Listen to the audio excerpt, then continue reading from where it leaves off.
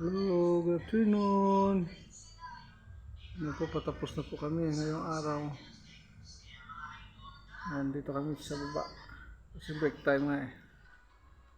Alright, at saka dito pa yung sa loob. Yan. Ito, meron silang nilagay na I-beam. 4x6. Pinakabigal nila yan, pang second floor. Bago, nilubusan nila ng natapalan nila ng simento, yun yung bakal na I-beam. Bago patukan pa nila ng 2x4 na tubular. Yan siya guys. Yan pang second floor nila yan eh.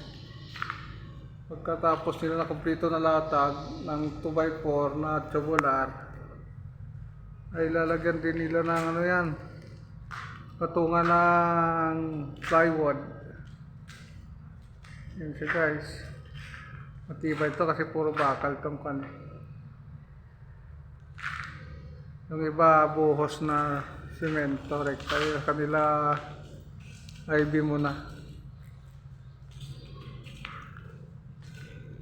Ito nagtatiles na dito sa labas. Nagtatiles na yun. Mga upuan na nga yung mga dito. Thank you guys for watching. Bye bye!